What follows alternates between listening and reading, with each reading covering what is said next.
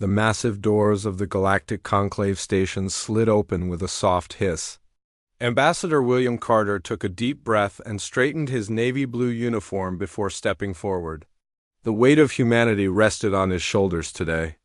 Behind him walked his carefully selected team, Dr. Lisa Morgan with her quick mind and extensive knowledge of alien biology, Commander Allison Reed whose military experience made her invaluable, and Jack Harrison, Earth's most skilled diplomatic advisor with a gift for reading between the lines. The four humans moved in perfect unison, their footsteps echoing against the polished floor of the entrance hall. They had trained for months for this moment, humanity's official introduction to the galactic community. The hall opened into an enormous circular chamber where hundreds of alien representatives had gathered. Some floated in anti-gravity fields while others stood on specialized platforms. Many had forms that seemed impossible, beings made of light, crystalline structures that move like liquid, and creatures that seemed to exist in multiple dimensions at once. The air filled with a mix of scents and sounds that human senses could barely process. William kept his face neutral despite his amazement. The humans had been told they were the newest species invited to join the Galactic Conclave, a coalition of advanced civilizations that had maintained peace across the stars for thousands of years. The Arcturian hegemony had discovered Earth's first faster-than-light test flights 3 months ago and extended what seemed like a friendly hand. High Counselor Zex Talek, the Arcturian ambassador, glided forward to meet them. His body resembled a tall, slender jellyfish made of translucent blue light. Where a human would have a face, Zex Talek had a cluster of sensitive organs that pulsed with each word he spoke. Ambassador Carter, his voice came through the translation devices in the human's ears. The Conclave welcomes Earth's representatives to this historic meeting. William offered the greeting they had practiced. High Counselor, we bring the united voice of Earth and thank you for this opportunity. As William spoke, he noticed something odd. The aliens around them were moving in strange patterns. The Rigelian delegates, insect-like beings with complex exoskeletons, were twitching their antennae in what seemed like nervous motions. The methane-breathing Tau representatives huddled closer together, their environmental suits making soft clicking sounds. Lisa Morgan had noticed it too. Her eyes caught William's for just a moment, a silent warning passing between them. Something wasn't right. Zex Talek guided them toward the central platform of the chamber. We have prepared the traditional welcome ceremony, he said, after which we will present the integration agreements for Earth to sign. The term integration made Jack Harrison's eyebrow raise slightly. That wasn't the language the Arcturians had used in their initial communications. They had spoken of alliance and partnership, not integration. The four humans followed Zex Talek to an elevated stage where the most important members of the conclave waited. The aliens formed a half-circle, their diverse bodies creating a living tapestry of galactic life. William recognized some from the briefing files, the ancient Doraxians with their stone-like skin, the hive mind of the Volus represented by 3 identical bodies, and the gaseous Medusan diplomat contained within a specialized field. Before we begin, Zex Talek announced, his form pulsing brighter, there are certain preliminary agreements to establish humanity's proper place in our galactic family. A holographic document appeared before William. The translation software in his neural implant began converting the alien text to English. As he read, his heart sank. This wasn't an invitation to join as equals. It was a document of surrender, disguised as diplomatic language. Earth would be classified as a developing protectorate, a fancy term for a controlled world. The conclave would station security forces on Earth for protection. Earth's resources would be subject to managed extraction by conclave members for the greater galactic good. Humans would receive technological guidance, but nothing that would allow them to advance beyond their assigned tier. William kept his face carefully blank as he finished reading. Dr. Lisa Morgan's analysis came through on their secure team channel. This is a colonization agreement. I'm seeing references to 7 other species who were integrated in the last century. Their worlds have been stripped of autonomy. Commander Reed's voice was tight with controlled anger. The military provisions would leave Earth defenseless. Within 5 years, they'd have complete access to our resources, our people, everything. Jack Harrison added, "This isn't new to them. This is their standard approach. They find emerging spacefaring races and lock them into controlled development before they can become true competitors." William maintained his diplomatic smile while his mind raced. The conclave representatives watched him with what he now recognized as predatory interest. They expected immediate acceptance. Why wouldn't they? According to the historical records embedded in the document, no species had ever rejected these terms. Some part of William understood why. The conclave controlled thousands of worlds. Their combined military might could easily destroy Earth. If humans refused, that was the unspoken threat behind the polite veneer of this peace talk. Zextalik moved closer, his translucent form casting blue light across William's face. "The terms are most generous," he said. "Many new species require centuries to earn the privileges we offer Earth from the beginning." William noticed how the alien emphasized the word privileges rather than rights. He thought of Earth's long, bloody history. Humans had spent their entire existence fighting against nature, against each other for survival. That struggle had forged something in humanity that these beings might not understand. An unwillingness to submit, even against impossible odds? "High Counselor," William said carefully, "these terms are indeed comprehensive. Earth's delegation would like a brief recess to consider your generous offer. This is, after all, a momentous decision for our people." The request created an immediate stir among the assembled aliens. Zextalik's body pulsed with rapid flashes of light, surprise, perhaps, or irritation. "A recess?" he repeated as if the concept was foreign. "That is unusual. The integration ceremony typically proceeds directly to acceptance and celebration." William stood firm. "Nevertheless, we request 12 standard hours to review the details. As you noted, this is a historic moment for humanity. We wish to give it proper consideration." The conclave members communicated among themselves through methods the humans couldn't perceive. After a tense moment, Zextalik's form settled into a steady glow. "Very well. You may use the diplomatic quarters assigned to your delegation. The ceremony will resume in 12 hours. As the human team was escorted from the main chamber, Commander Reed whispered, 12 hours isn't much time to find a way out of this trap." William glanced back at the assembled galactic representatives one last time before the doors closed behind them. "Then we better get started," he said quietly. "Because one thing is certain, Earth will not accept these terms." The door to the human quarters sealed with a soft click. William Carter wasted no time.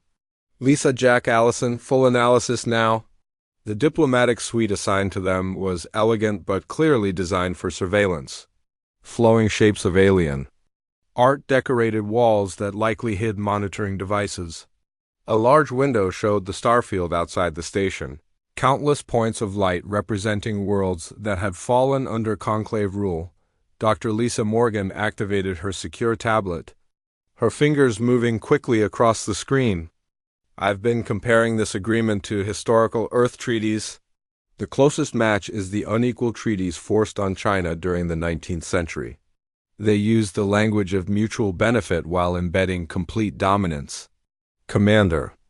Allison Reed paced the room, her military training making her check every corner for weaknesses. "Their security provisions are clever.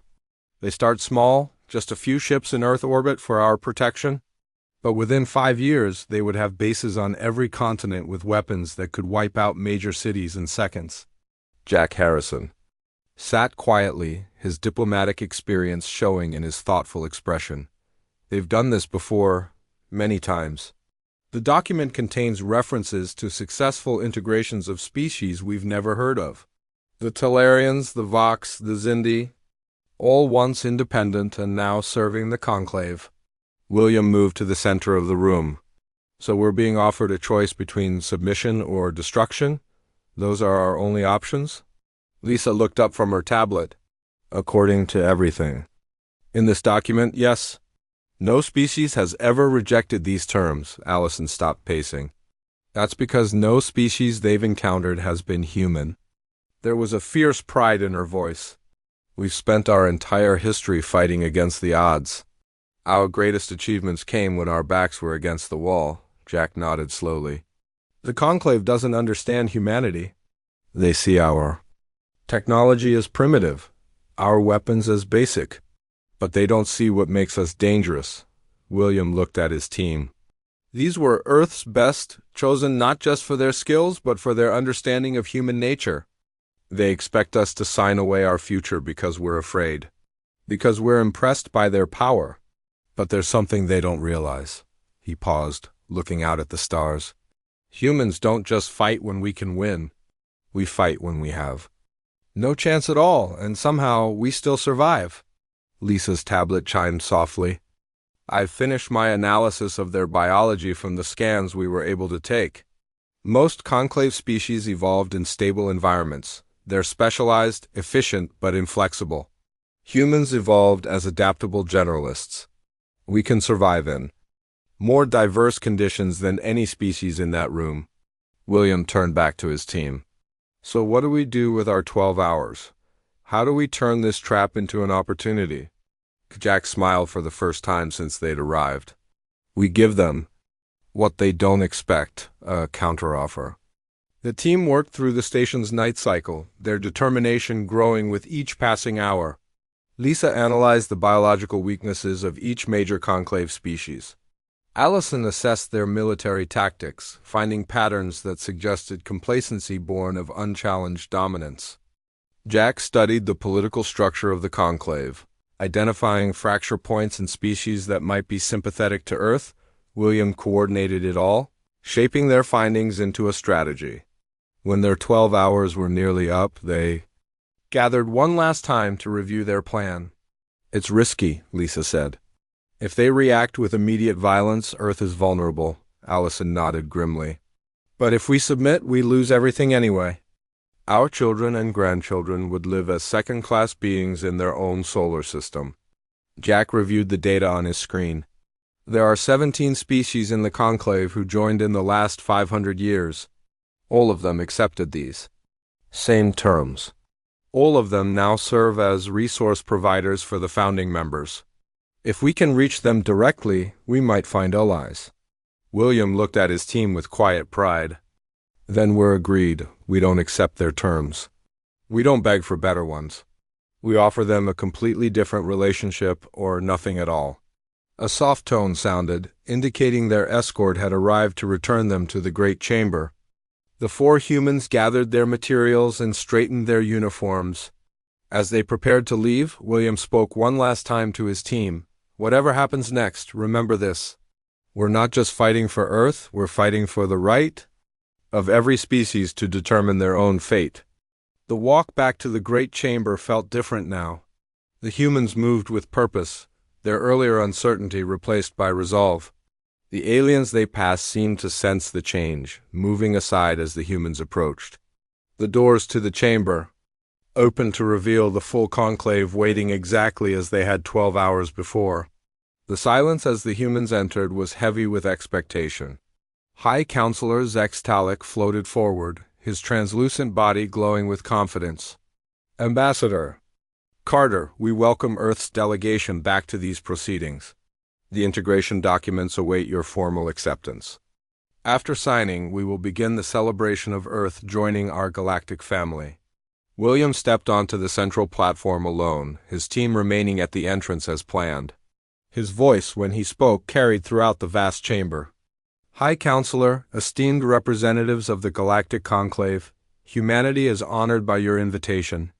A ripple of satisfaction moved through the assembled aliens.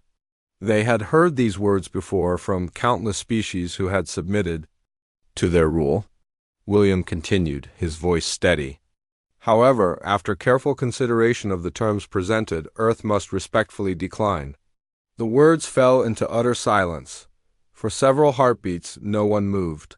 Then a wave of reactions spread through the chamber, flashing lights vibrating.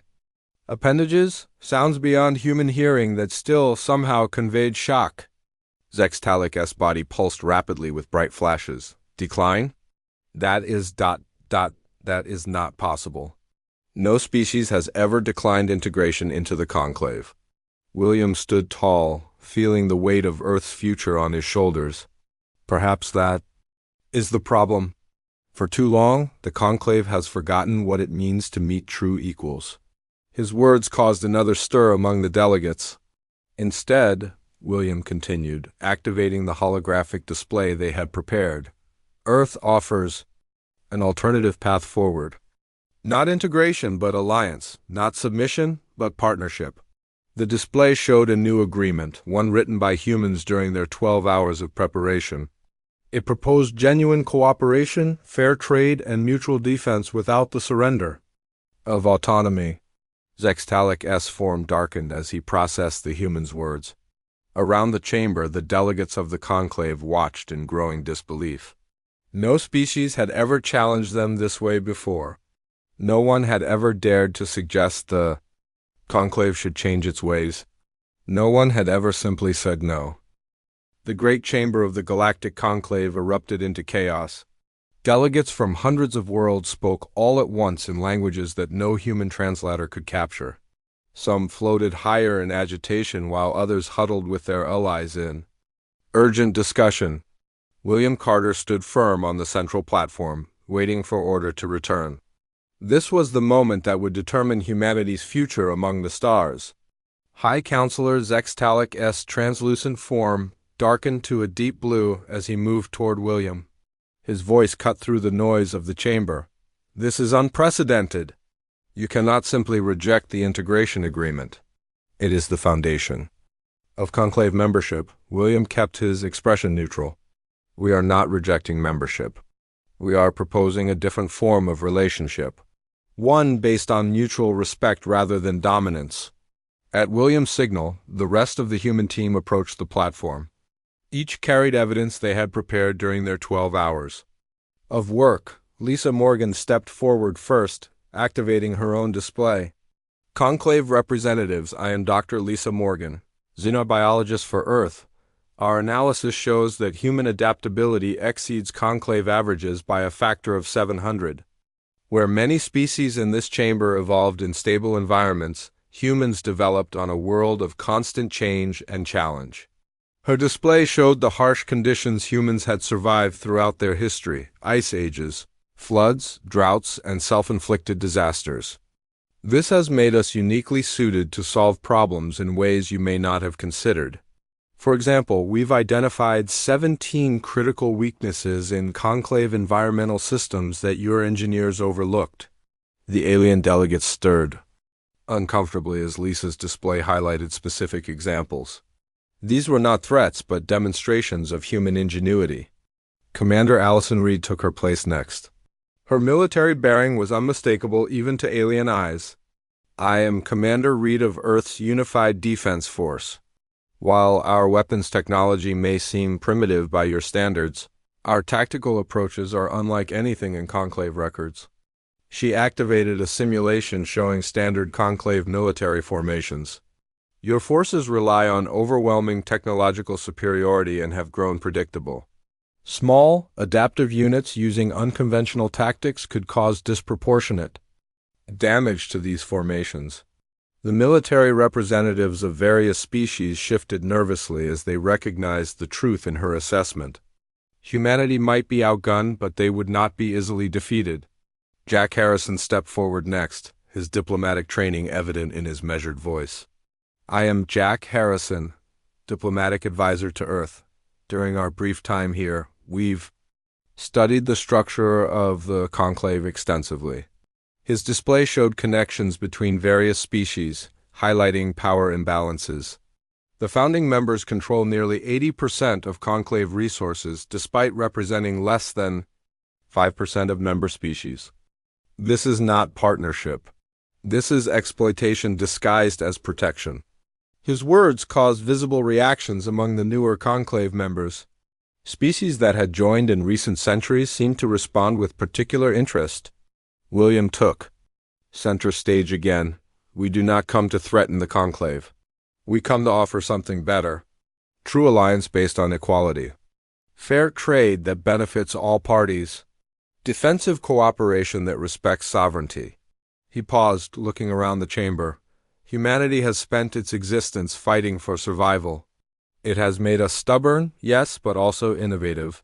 We see possibilities where others see only obstacles. High Counselor Zextalic S form pulsed with rapid flashes that the translators couldn't interpret. When he spoke, his voice carried a new tone, one of growing anger. You dare to lecture the conclave?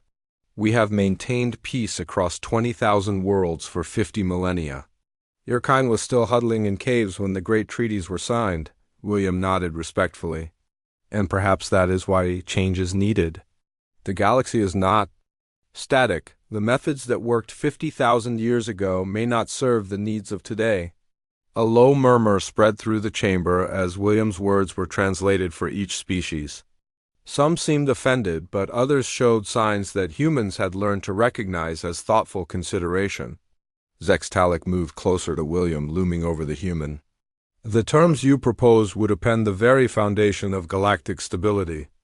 The conclave cannot consider such radical change based on the demands of a single, primitive species.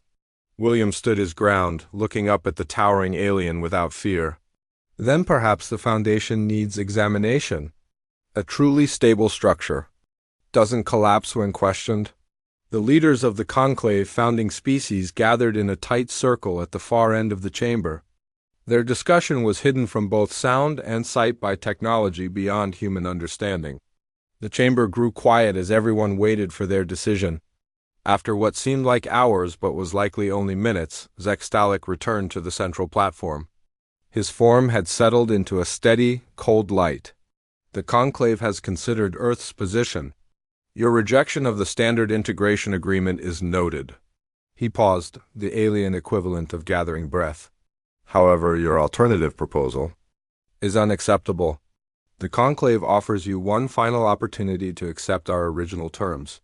Refusal will result in Earth's classification as a quarantined world. No conclave member will be permitted to trade with your system or share technology. You will be alone in a dangerous galaxy.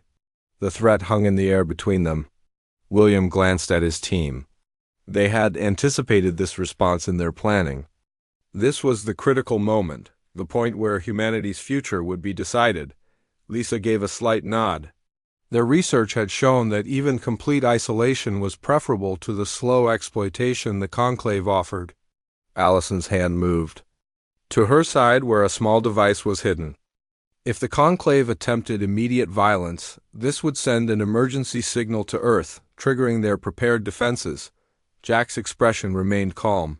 His analysis had suggested that at least 17 conclave species might secretly welcome humanity's challenge to the established order. William turned back to Zextalic. We understand your position, High Counselor, and we respect the conclave's right to make its own decisions. He straightened to his full height, modest by the standards of many alien species present but somehow imposing in that moment. Earth chooses freedom over subjugation. If isolation is the price of our independence, then we accept that price. A ripple of shock passed through the chamber again. No species had ever chosen isolation over conclave membership.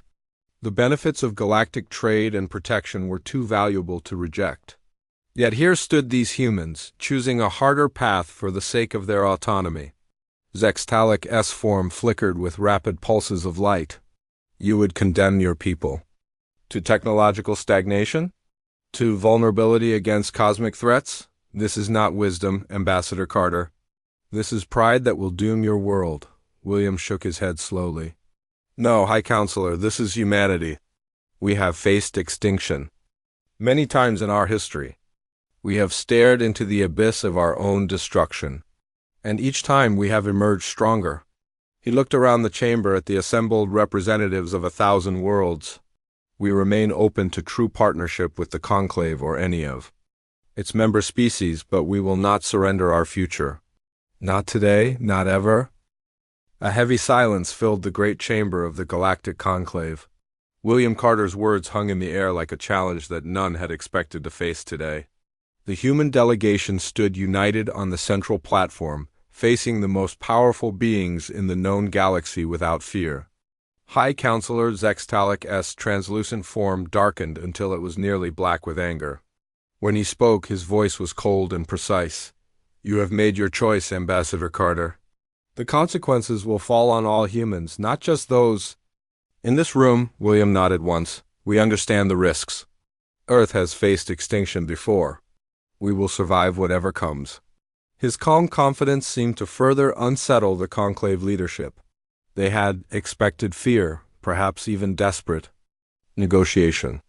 Instead, they found themselves facing beings who appeared almost comfortable with the prospect of standing alone. A new voice entered the conversation.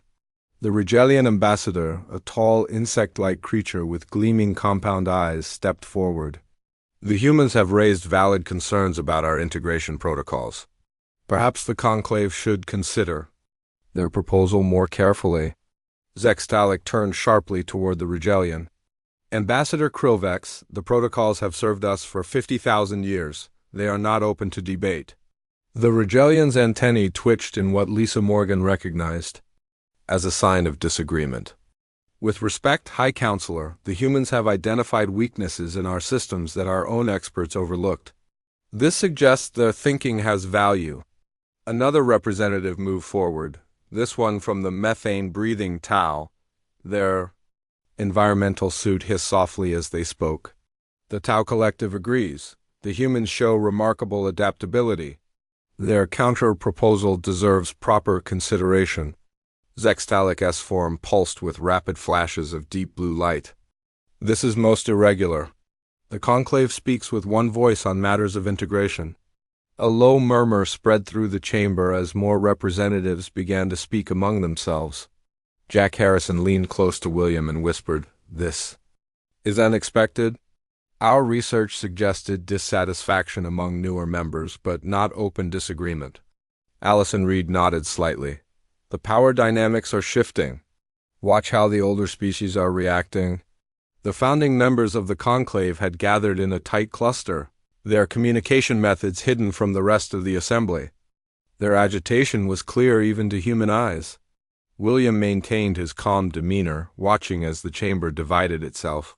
Species that had joined the Conclave in recent centuries moved toward the Rigelian and Tau representatives. Older members aligned themselves with the founders. The division was becoming visible in the very layout of the room. Zextalic raised his appendages, calling for order. "This discussion is closed. The human rejection of our terms has been noted. They will be classified as a quarantined species, effective immediately." His tone suggested the matter was settled, but the chamber did not fall silent as expected. Instead, the Rigelian ambassador spoke again. "I move for a formal review of the integration protocols. The Rigelian hives request a full council vote." The Tau representative added immediately, "The Tau Collective seconds this motion." Zextalic's form merely vibrated with anger. "You cannot call for a vote without the approval of the founding members."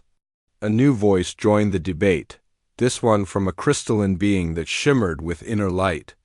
According to Conclave Law, Section 87-3, any 3 full members may call for a review of existing protocols if evidence of systemic failure is presented. The crystalline being turned toward the human delegation. "The humans have provided such evidence in their analysis of our military and biological systems." The chamber erupted into chaos again.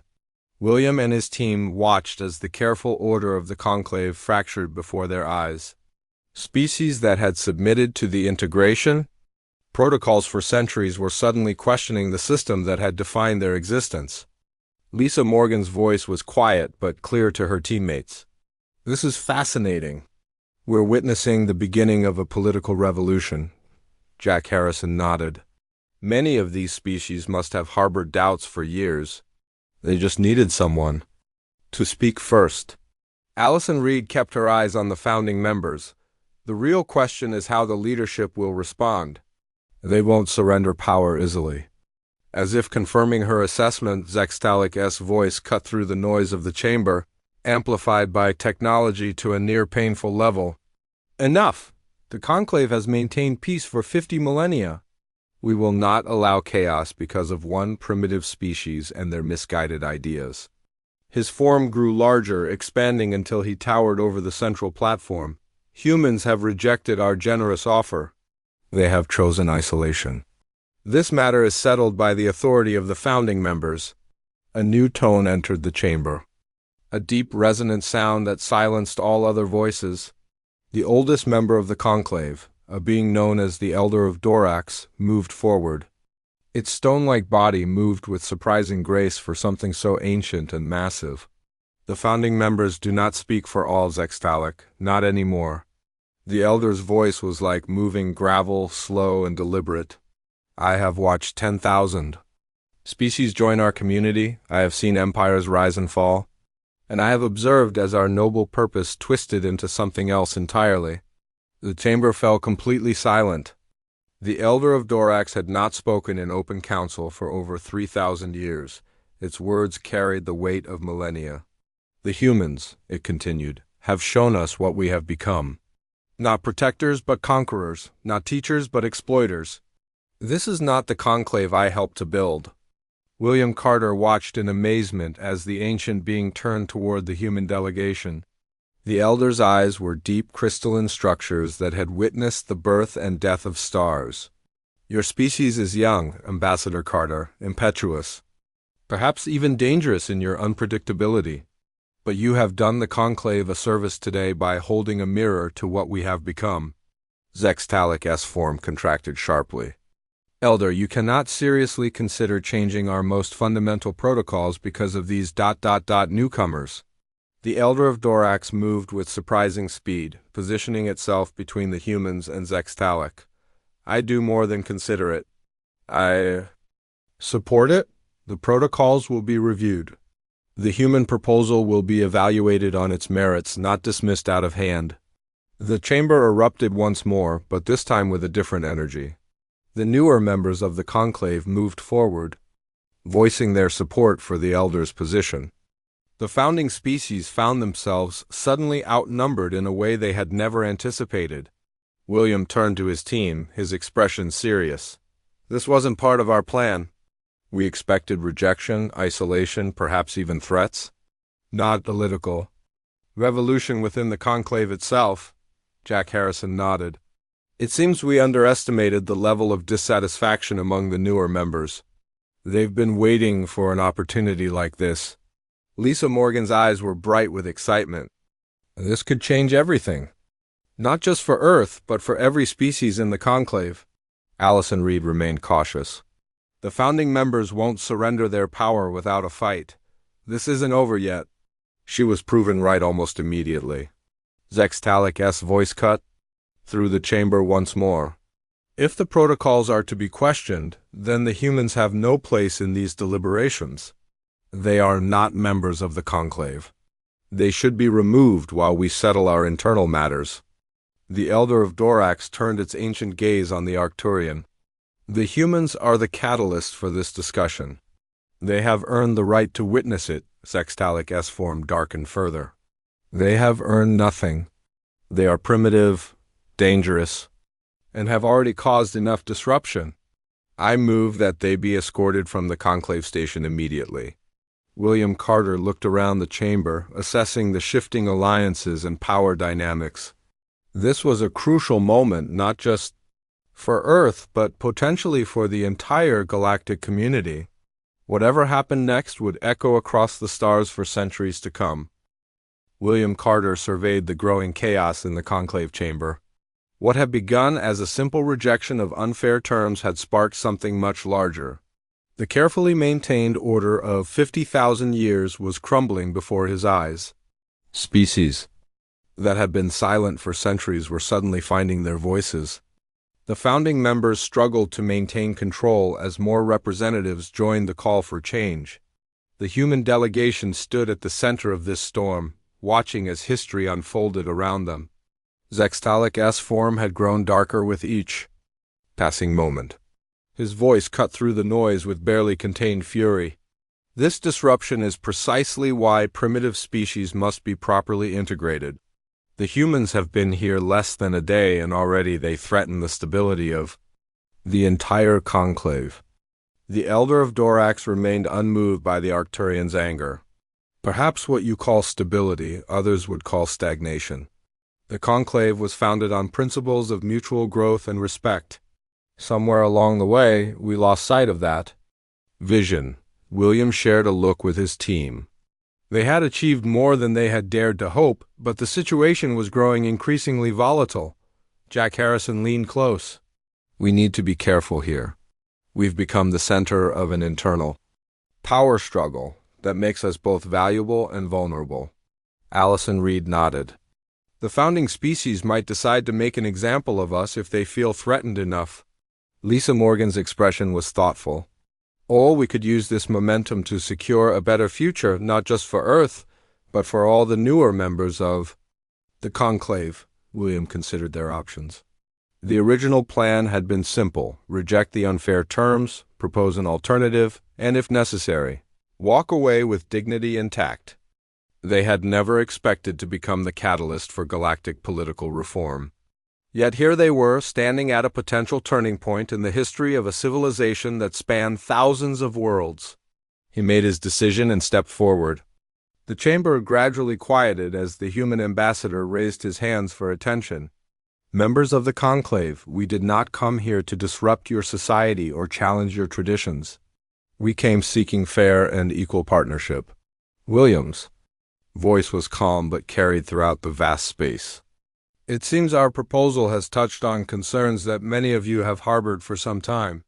This suggests that the desire for change comes not from Earth, but from within the conclave itself. He paused, looking around at the diverse beings, who watched him with varying expressions of interest, hostility, or hope. We respect the incredible achievements of the conclave. Maintaining peace across 20,000 worlds for 50 millennia is no small feat.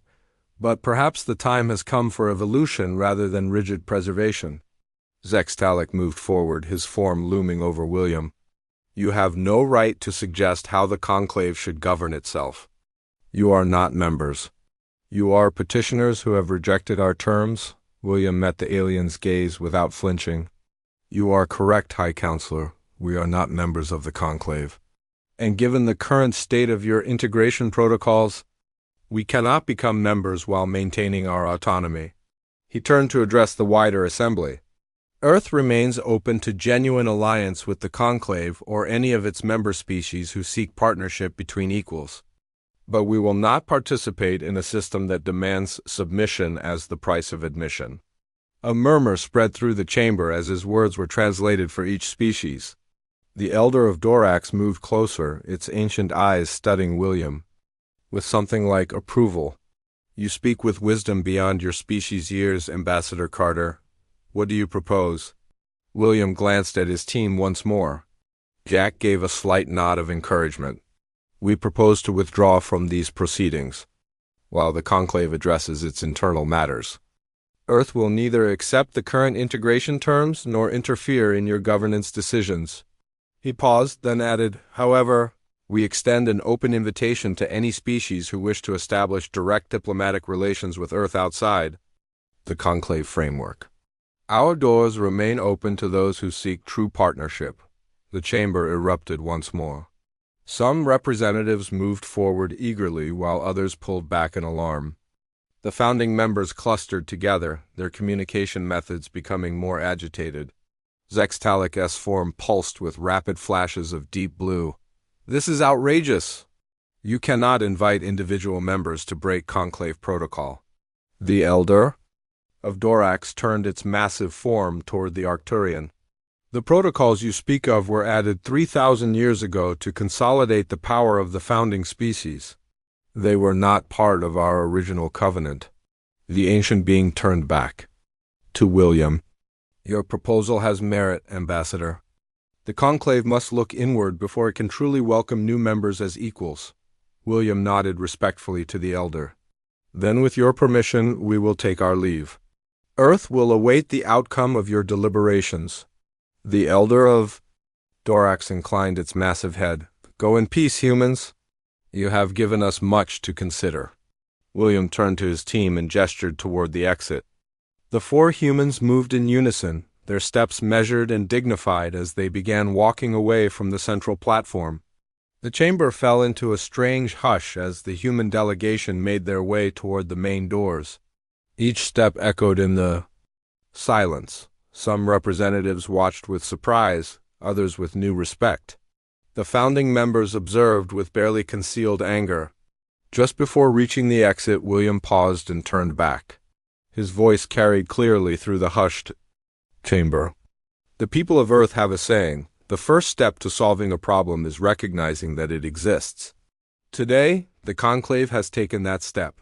We wish you wisdom for all that follows. With those final words, the human delegation turned and walked through the massive doors. They closed with a soft but final sound behind them. The four humans stood in the entrance hall, momentarily alone with the weight of what they had just done. Lisa was the first to speak. Did we just walk away from the most powerful organization in the galaxy? Allison nodded, her military training keeping her alert even as she allowed herself a small smile. We did, and somehow we're still alive. Jack looked thoughtful. We've created an opportunity not just for Earth, but for dozens of species who've been trapped in an unfair system. I didn't expect that outcome. William led them toward the docking bay where their ship waited. Our mission was to secure Earth's independence and dignity. We've done that. What happens next within the Conclave is up to them. As they approached their vessel, a soft tone sounded on Jack's communication device. He checked it with surprise. We're receiving direct communication requests. 17 species are asking to establish private diplomatic channels with Earth. Lisa's eyes widened. 17? Already? Allison checked the security of their path as they walked. The dissatisfaction with the Conclave must run deeper than anyone realized. We just gave them permission to say it out loud. By the time they reached their ship, the number had grown to 23.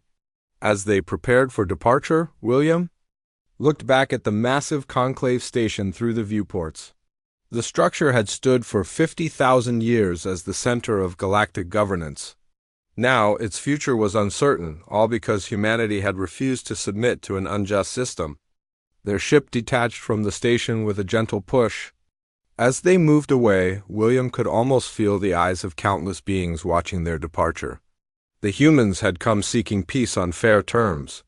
When those terms were denied, they had chosen to walk away rather than surrender their principles. No species in the history of the Conclave had ever made that choice before. As Earth's ship accelerated toward the jump point that would take them home, William knew this was not the end of humanity's relationship with the galactic community. It was only the beginning. Behind them, the Galactic Conclave faced a choice. Of its own, evolve or lose relevance in a changing universe. Either way, the galaxy would never be quite the same again. All because humanity had done what no other species had dared to do. They had simply walked away.